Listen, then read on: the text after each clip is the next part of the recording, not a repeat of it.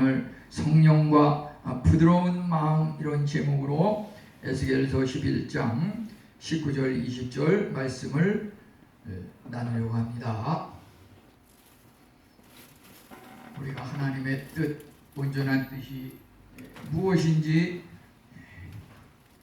궁금한데 우리 오늘 말씀을 통해서 살펴보면 하나님의 온전한 뜻은 한 마음을 목표로 한다 이렇게 볼 수가 있습니다. 성도 간의 한 마음으로 단합하는 것은 하나님의 일을 번영 부응하는 데 있어서 필수적인 것이라고 할 수가 있겠습니다. 시편 133편 1절은 말하기를 형제가 연합하여 동거함이 어찌 그리 선하고 아름다운고.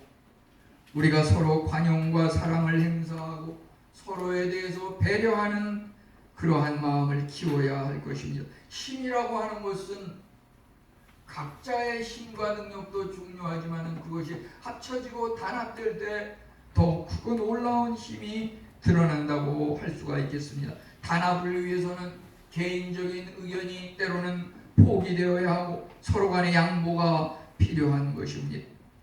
다른 이의 그 약점과 불완전함을 보고 지적하는데 시간을 둘 것이 아니라 그의 장점은 무엇인지 내가 본받아야 할 점은 무엇인지 그러한 것을 생각하는 그것을 통해서 우리가 배우고 본받는 그러한 것을 우리가 반복할 때 오히려 우리가 성장하고 부흥할 수 있다고 하는 것입니다. 우리 인간이라고 하는 것은 타고난 자연적인 성품이 있습니다. 그것은 사실 자연적으로 가지고 태어난 그 성품이라고 하는 것은 결코 우수한 것이 아니라고 하는 것입니다. 돌과 같이 단단한 마음일 수 있습니다. 우리 읽은 그 19절 20절 그 말씀을 보면은 하나님께서 우리에게 주신다고 하는 것이 세 가지가 여기에 기록되어 있는 것을 보게 됩니다. 11장 19절 20절에서 하나님께서 우선 우리에게 한 마음을 주셨습니다. 두 가지 흩어진 마음은 하나님이 주신 것이 아니고 사탄이 주신 것이고 세상이 주신 것이고 인간이 준 것입니다. 하나님은 우리에게 한 마음을 주신다고 하였습니다. 또 하나 주시는 것은 새 영을 주신다고 하였습니다. 새 영, 성령님의 은혜를 말합니다. 구약의 그 십계명이라고 하는 것은 돌판에 기록되어 있고 그것이 불완전하기 때문에 하나님께서 그것을 집어던지고 다시 한번 또 두 번째 돌판을 새겼지만은 그 돌판에 새긴 그 십계명이라고 하는 것을 인간이 도저히 지킬 수 없고 그것은 오직 우리에게 죄임을 깨닫게 할 뿐이지만은 그 죄 문제를 해결할 수 없는 것이 문제점이라고 한계라고 볼 수가 있겠습니다. 이제 새로운 계명, 새로운 약속이 필요한데 그것은 바로 새 언약, 신약에 나오는 예수 그리스도의 그 십자가 부활의 복음이라고 하는 것, 그것은 돌판에 새겨지는 것이 아니라 믿는 우리 성도인들의 그 마음속에 새겨진다고 하는 것입니다. 마음속에 새겨진 그 은혜의 성령님께서 임하시게 되면 우리에게 또 세 번째 주시는 것이 있는데 거기에 보게 되면 부드러운 마음을 주신다고 하였습니다. 한 마음과 새 영이 주어지면 그것을 받은 사람은 돌 같은 단단한 마음이 부드러운 마음으로 변화될 수 있다고 하는 것입니다. 부드러운 마음을 지닌 사람은 이제 하나님의 율례와 규례를 따르고 지키며 하나님의 말씀을 순종하고 실천하는 은혜가 임하는데 그에게 최종적으로 하나님께서 우리 인생 최대의 행복의 요건이라고 할 수 있는 하나님과 우리 백성 사이에 상호 서로를 소유하는 그런 놀라운 은혜를 주신다고 하는 것입니다. 서로 상호간에 소유한다는 것은 무슨 말이냐 하면은 하나님이 우리를 소유하시고 우리가 하나님을 소유한다고 하는 것입니다. 여기 두 구절에 참으로 놀라운 은혜의 내용이 여기에 들어가 있습니다. 각각의 구절들을 우리가 살펴볼 필요가 있겠습니다. 과연 나의 현주소, 나의 마음은 어떠한 상태에 있는지, 돌같은 단단한 마음 그 상태인지, 이제 하나님께서 주신 한 마음, 하나님께서 주신 그 새 영을 통해서 그 돌과 같은 마음이 머물지 아니하고 이제 부드러운 마음으로 변화된 상태에 있는지, 그 부드러운 마음, 변화된 사람의 그 증거라고 하는 것은 하나님의 율례와 그 규례를 따르고 지킨다고 하는 것입니다. 그 사람에게 하나님께서 놀라운 약속을 하셨는데 그것은 바로 하나님께서 나의 하나님이 되시고 내가 하나님의 백성이 되신다고 하는 것입니다. 상호간의 소유입니다. 내가 하나님을 소유한 사람은 우주 만물의 주인 되신 그 하나님을 소유하는 것입니다. 우주 만물의 주인 되신 하나님을 소유한 사람은 세상에 뭐 부러울 것이 없습니다. 누구한테 아쉬운 소리 할 필요가 없습니다. 내가 지닌 하나님, 우주 만물의 주인 되신 그 하나님을 증거하고 그것을 나누고 베푸는 그런 삶을 사는 것입니다. 거기에 그 모든 것이 포함되어 있습니다.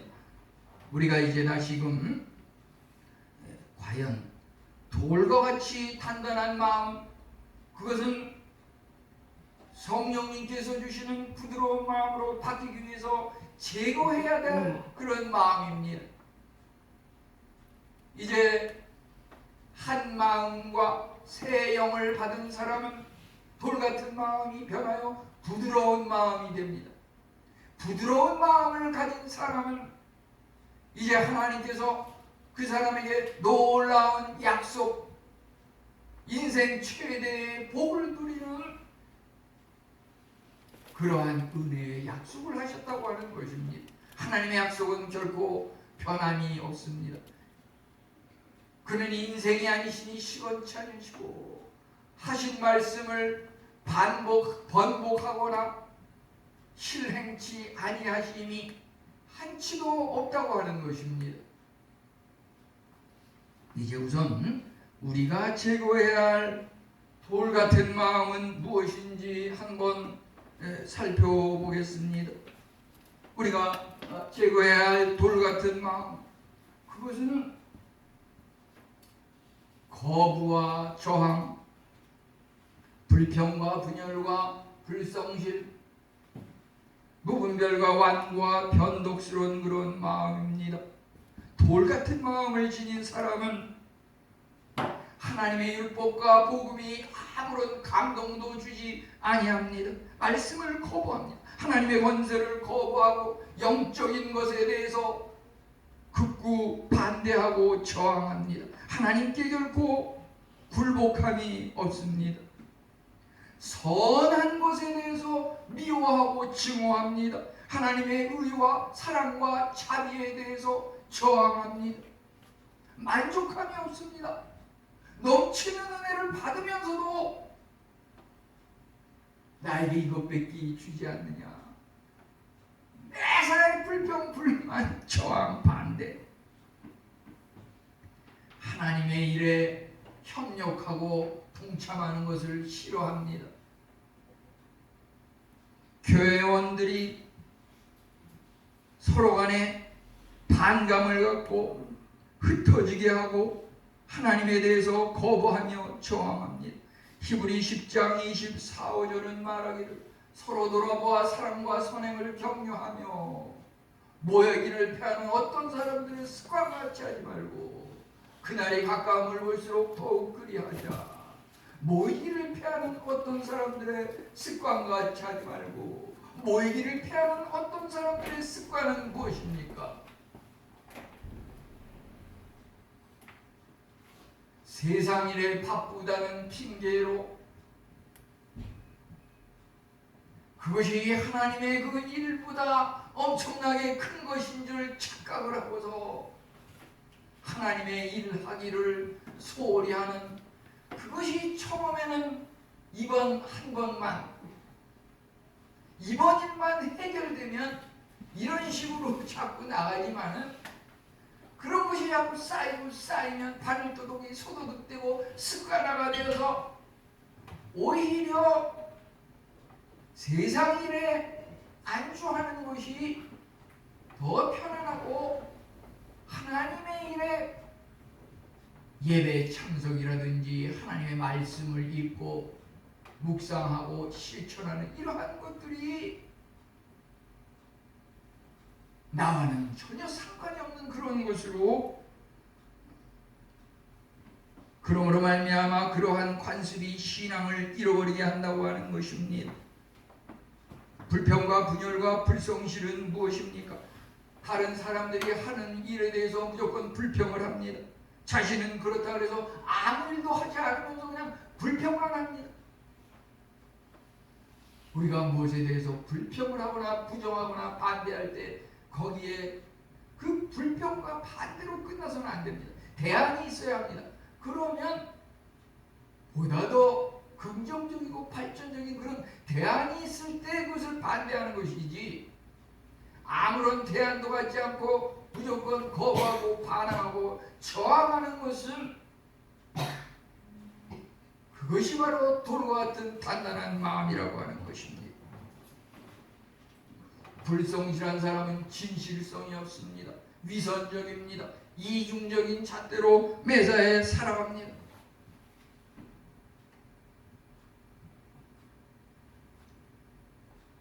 우리 신앙생활, 교회 생활이라고 하는 것은 여기서 행하는 그것이 사회에 나가서 더 잘 될 수는 없습니다. 교회에서는 대충 하는데 사회에 가서는 더 잘한다, 그거는 있을 수 없는 이야기입니다. 교회에서는 더 잘하지만 사회에 가서 조금 그거보다 부족하게 할 수는 있습니다.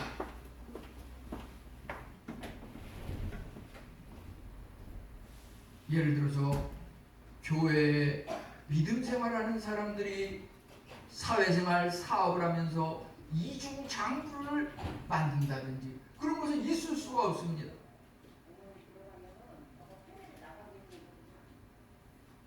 우리는 모든 것을 공개하고 언제든지 환영하는 그런 마음으로 살아가야 할 것입니다. 이제 무분별과 완고와 변덕, 그들은 가르침을 받으려 하지 않습니다. 현명하지 못하고 무분별합니다. 그저 먹고 자고 웃고 희희낙낙하며 자기 자신만을 위해서 살아갑니다. 하나님의 말씀에 귀를 기울이지 않고 완고하고 강박합니다. 죄책감을 느끼면서도 믿음 생활에 빠져들지 않고 세상에 안주하려고 합니다. 적당히 믿으려고 합니다.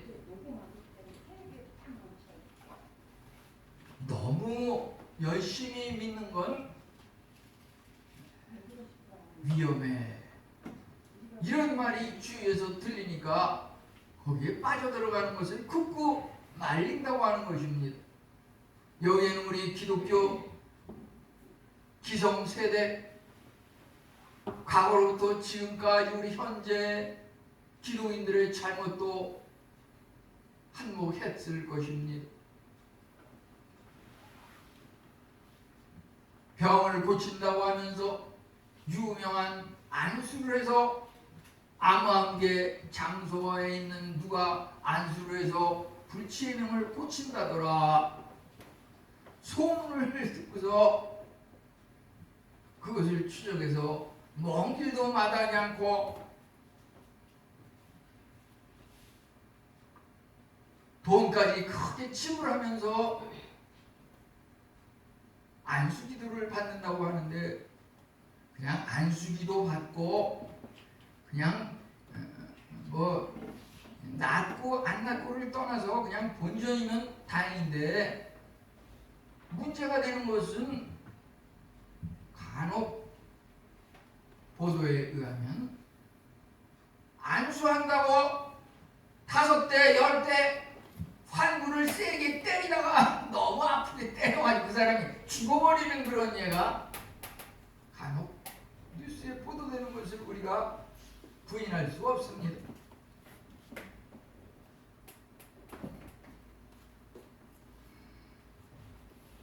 때로는 이단 중에서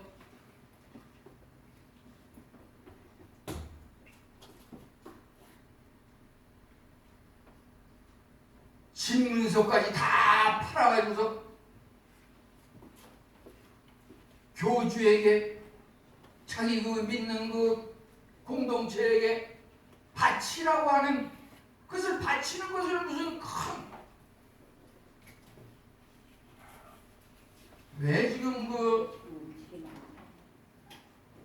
IS라든지 탈레반이라든지 그들이 말하는 그 자폭이라고 하는 것,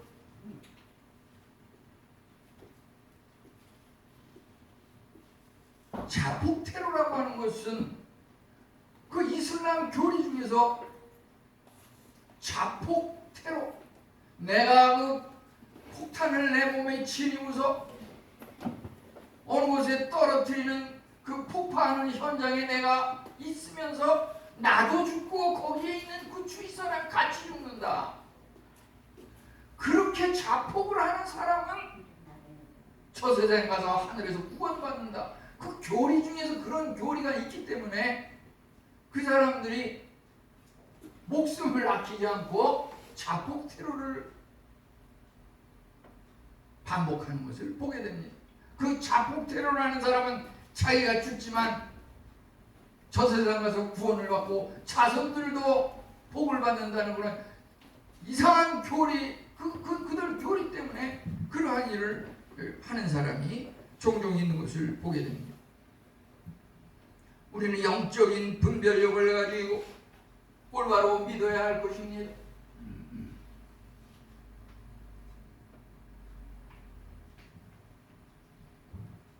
물론 이 나라에서, 한국 사회에서 뭐 어느 교단은 이단이고 어느 교단은 진리의 교단이고, 그것을 확실히 강단에서 이야기하기는 좀 부끄럽습니다.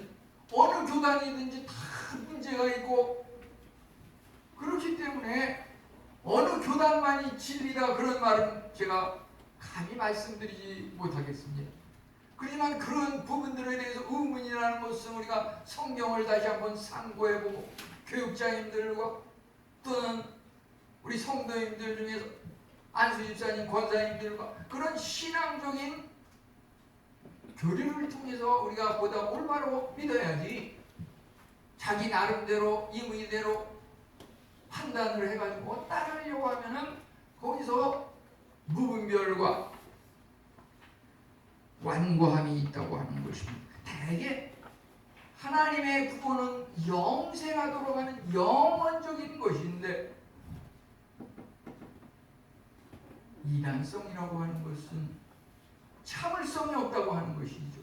성령의 열매, 오래 참음, 인내, 그러한 것이 없어요. 1, 2년이 지나면 해가 다 변하고, 신앙은 그것이 아닙니다. 10년, 20년도 부족합니다. 30년, 40년, 평생을 믿어도 부족한 것이 신앙입니다. 이제 우리는 부드러운 마음에 대해서 살펴보려고 합니다. 부드러운 마음, 거기에 3가지 부드러운 마음이 있는데요, 부드러운 마음이라고 해서 다 좋은 것은 아닙니다. 자연적인 부드러움이 있고, 도덕적인 부드러움이 있고, 영적인 부드러움이 있습니다. 자연적인 부드러움은 보통 우리 인간들이 태어나면서 누구나 기본적으로 가지고 있는 그런 밑바탕과 같은 그런 성품입니다. 역대하 13장 7절에서 르호보암 왕은 남봉꾼과 잡배가 모여서 르호보암을 대적하였지만 르호보암이 어리고 마음이 연약하여서 그들의 입을 능히 막지 못하였다고 하였습니다. 남봉꾼과 잡배가 모여서 그를 대적하는 것을 능히 막지 못한 것은 그가 자연적인 마음에 여리고 부드러운 그런 마음 때문이었습니다.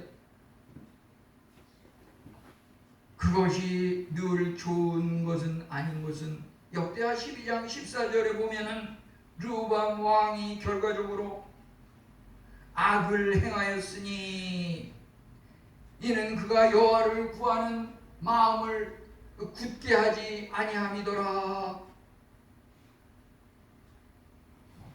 무조건 부드럽고 연약한 것이 좋은 것은 아닙니다. 악이라고 하는 것이 확실시 될 때는 그것을 굳센 믿음으로 결단하고 때로는 저항할 수 있는 그러한 것도 필요하겠습니다.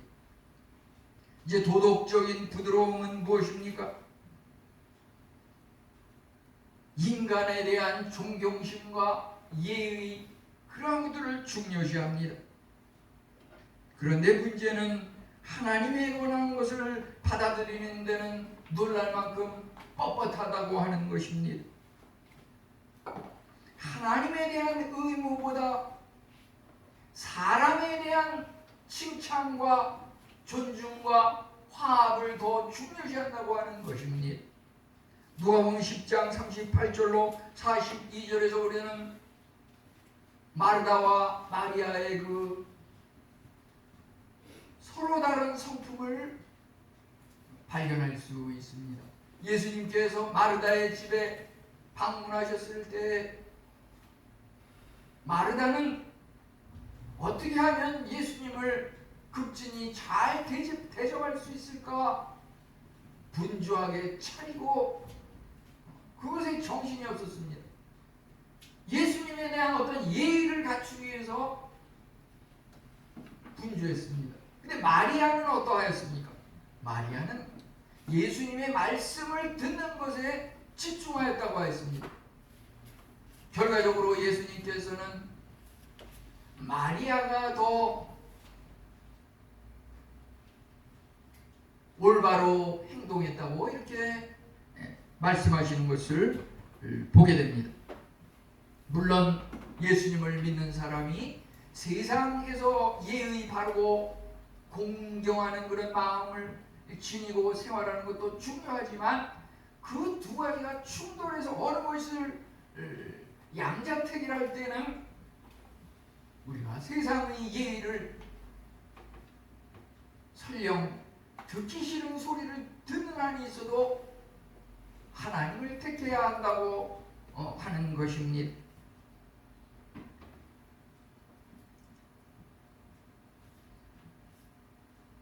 그렇게 흔치는 않지만 이렇게 성도님들 가정에 신방을 가면은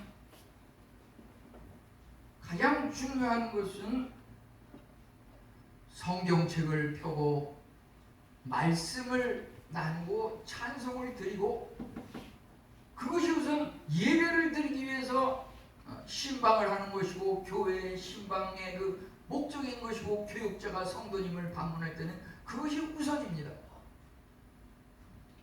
그런데 그것을 갖다가 우선시하지 않냐고 성경책은 꺼내지도 않고 돌아올 때까지 말씀 나누는 것 자체를 기피하고 슬슬 피하면서 어떤 다과를 먼저 나누면서 대충 이 얘기 저 얘기 하다가 서로 헤어지는 그러한 가정이 있는 경우도 있는 것을 경험하게 됩니다. 우리는 그 신앙생활이 결코 세상의 어떤 침묵 모임으로 착각을 해서는 안 될 것입니다. 이제 영적인 부드러움은 무엇입니까? 영적인 부드러움, 거기에는 많은 고통이 필요하다고 하는 것입니다. 하나님의 말씀을 읽고 듣고 성경 공부를 하고 많은 기도와 많은 눈물이 필요합니다. 영적인 부드러움을 갖기 위해서는 끊임없는 반복되는 그런 고통과 시련을 극복해야 하는 것입니다. 막상 1년 1독 성경 읽기 하는 그것 자체도 적어도 한 15분 내지 30분은 날마다 투자를 해서 거기에서 그 영적인 부드러움이 형성이 되는 것입니다.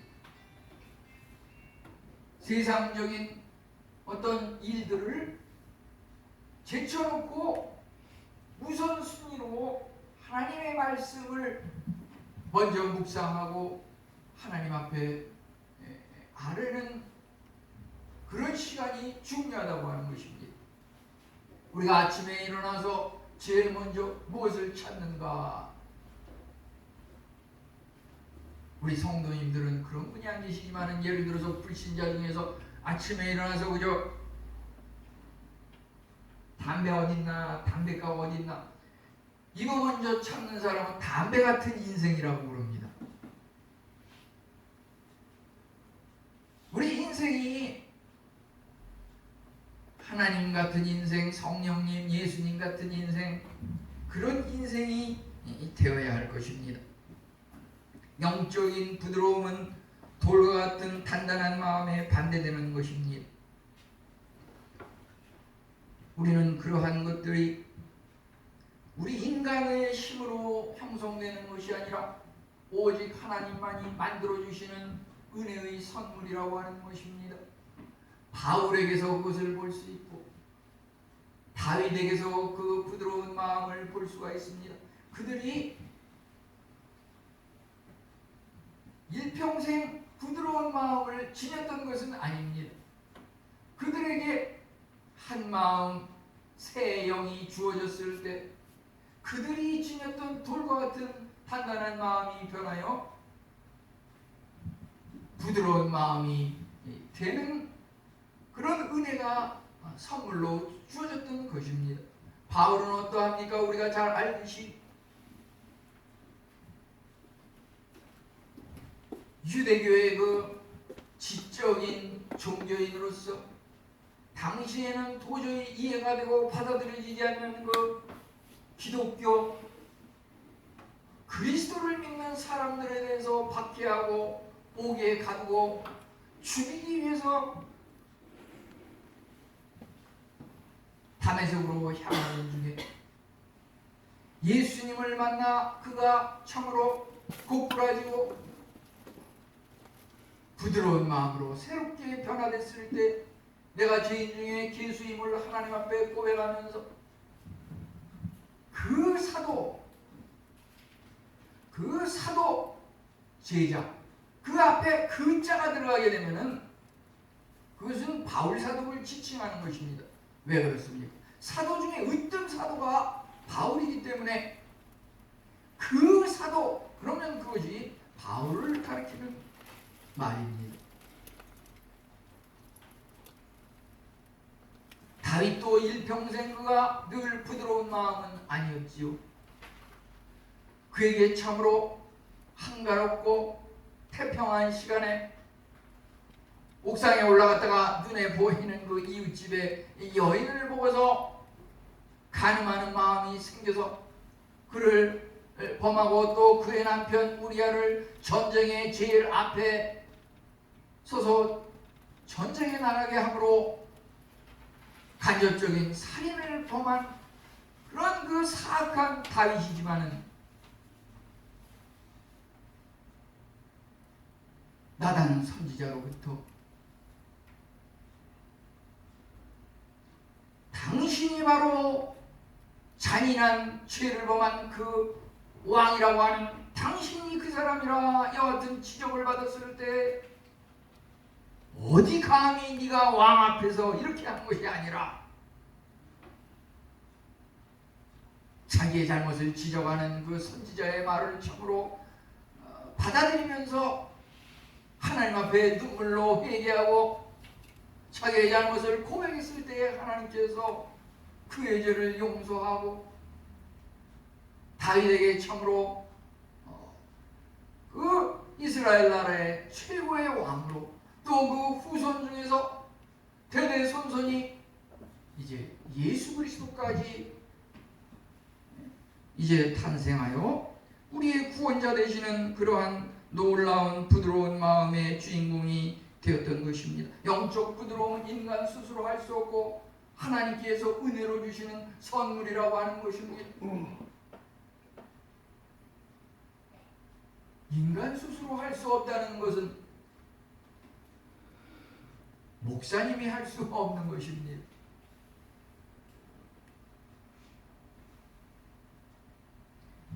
우리의 신앙을 변화시키고 돌과 같은 마음을 부드러운 마음으로 바꾸는 것은 하나님의 은혜요 성령님의 은혜라고 하는 것입니다.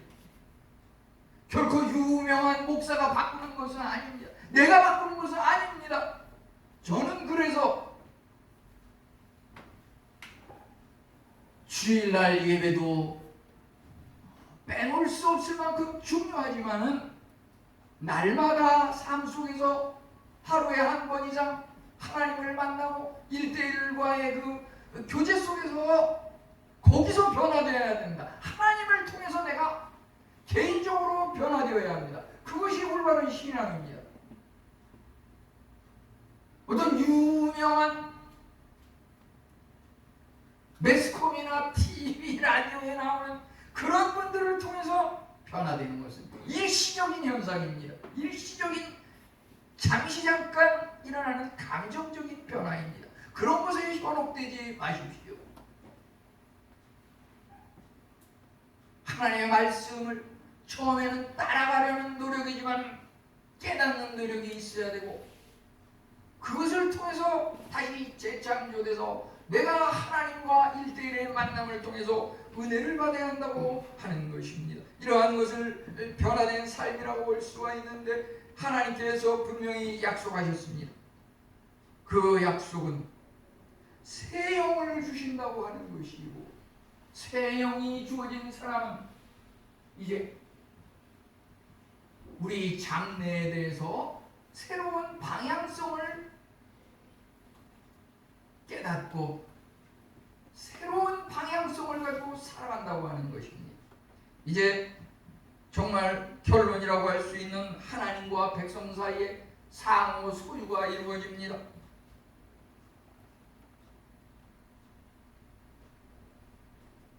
(19절에) 보니까 내가 너희 안에 새 영을 주겠다. 새 영이라고 하는 것은 영적으로 침투한 마귀 사탄의 세력을 능히 물리치고 방어하고 호시탐탐 노리는 그 악한 마귀 세력을 물리치고 저항할 수 있는 면역력을 키워준다고 하는 것입니다. 코로나 전염병의 치료 원칙은 무엇입니까? 침투한 바이러스를 죽이고 이의 면역력을 키우고 그것을 저항할 수 있는 항체를 사용한다고 하는 것입니다. 우리는 이 코로나가 유행한 현 시점에서 그 세상적으로 코로나를 퇴치하는 그 원리를 적용할 필요가 있는데 거기에는 한계가 있고 부작용이 속출한다고 하는 그것이 문제인 것입니다. 우리는 결코 부작용이 없는 영적인 온전한 하나님의 성령님의 그 백신을 우리 자신이 투여받아야 한다고 하는 것입니다. 시편 84편 11절은 하나님에 대해서 말씀하시기를 하나님은 해요 방패이시니 하나님은 방패이십니다. 하나님께서 우리에게 침투하는 영적인 그 코로나 바이러스, 변종 바이러스, 영적인 세계의 사탄 사탄의 그 모든 유혹과 죄악성을 방패로 막아주신다고 하는 것입니다. 아멘입니다. 아멘입니까? 아멘. 아멘. 우리가 살아감에 있어서 과연 장차 내가 어떻게 해야 성공적인 행복한 삶을 살 수 있을까? 우리 인간의 노력과 의지로, 인간의 지식으로 될 수 없다고 하는 것입니다. 로마서 9장 16절은 원하는 자로 말미암음도 아니요 다른 박질하는 자로 말미암음도 아니요 오직 긍휼히 여기시는 하나님으로 말미암음이니라.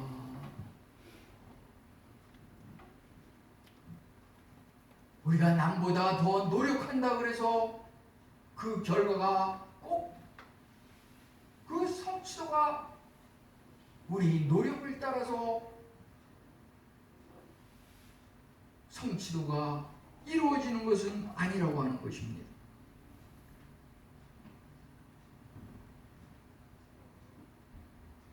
하나님께서 긍휼히 여기시는 그 은혜를 통해서 주어진다고 하는 것입니다. 이제 하나님께서 우리에게 새로운 방향성을 주시는 것은 우리로 하여금 새 예루살렘으로 가는 길, 그것은 천국으로 향하는 그 길을 우리에게 보여주고 계십니다. 구약에서는 하나님의 선민, 선택된 나라 이스라엘 백성 예루살렘을 향하여 은혜를 약속하셨지만은 이제 이방 세계인 우리 대한민국 국민에게 주어지는 은혜라고 하는 것은 우리는 이제 믿음으로 말미암아 구원을 얻는 새 이스라엘이고 새 예루살렘을 향하여 살아갈 수 있는 그 은혜의 길을 하나님께서 주셨다고 하는 것입니다. 이것은 참으로 요한복음 3장 5절에 물과 성령으로 거듭나지 않으면 하나님 나라로 들어갈 자가 없느니라. 우리가 성령으로 거듭나야 한다고 하는 것입니다. 우리가 신앙생활을 시작하고 6개월이 지나면 학습을 받고 1년이 지나면 세례를 받는데 그것이 물세례와 영적인 세례가 성령 세례가 동시에 이루어지는 것이 이상적인 것이지만은 형식적으로 세례만 받고 그 다음부터 그냥 또 옛날 믿기 전하고 똑같이 생활을 반복하는 경우가 있습니다. 그것은 결코 성령의 세례를 받았다고 볼 수는 없습니다. 우리가 하나님의 그 뜻이 무엇인지 분별하는 것이 중요한 것은 로마서 12장 2절에 너희는 이 세대를 본받지 말고 오직 마음을 새롭게 함으로 변화를 받아 하나님의 선하시고 기뻐하시고 온전하신 뜻이 무엇인지 분별하도록 하라. 하나님의 뜻을 분별하는 이것이 바로 옛사람을 벗어버리고 새사람을 입는 일이라고 하는 것입니다. 우리 안에 참으로 내가 왕이 돼서 내가 원하는 목표를 세우고 장차 성공을 위해서 여러 가지 계획과 노력으로 달려가고 있지 않습니까? 그것도 중요하지만 더욱 중요한 것은 내 마음의 왕이 내가 아니라 하나님을 왕으로 예수 그리스도의 십자가를 왕으로 나를 주장하는 그 왕을 바꾸어야 한다고 하는 것입니다. 그것이 바로 돌같이 단단한 마음, 부드러운 마음으로 바꾸는 것입니다. 우리 인간의 마음은 자연적으로 타고난 그 마음은 돌같이 단단한 마음이라고 하는 것입니다. 한 마음, 새 영, 성령님의 은혜의 선물을 통해서 우리의 자연스러운 마음이 도덕적인 마음이 영적인 마음으로 변화되어야 하는 것입니다.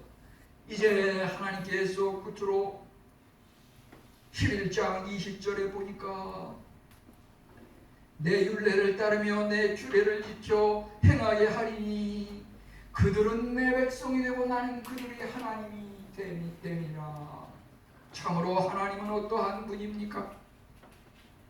출애굽기 19장 5절 6절에 보면은 세계가 다 내게 속하였나니 너희가 내 말을 잘 듣고 내 언약을 지키면 너희는 모든 민족 중에서 내 소유가 되겠고, 우리가 참으로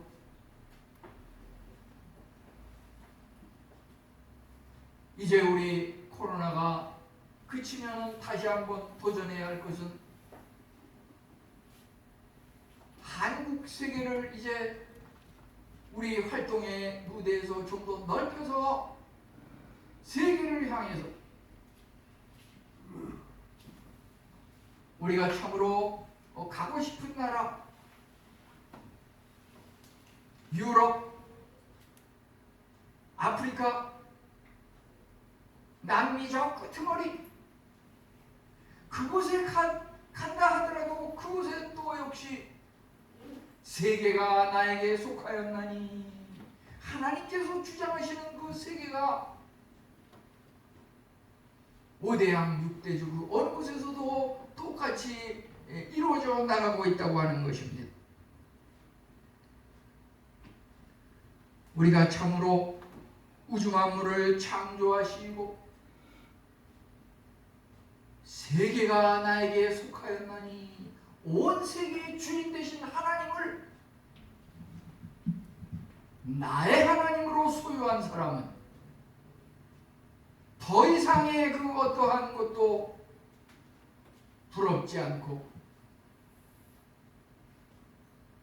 이제 그 은혜라고 하는 것은 내가 하나님의 소유다. 하나님께서 참으로 너는 내 것이라, 이것이 깨우쳐지고 믿어지는 사람은 참으로 하나님이 나의 소유가 되어서 5대양 6대주가 나의 소유가 되는 이런 은혜가 임하는 그 놀라운 인생 최대의 복이 우리 앞에 전개되고 기다리고 있다고 하는 것입니다. 우리 성도님들 모두에게 이와 같은 은혜가 임할 줄 믿습니다. 아멘.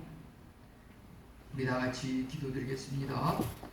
우리 시간 결단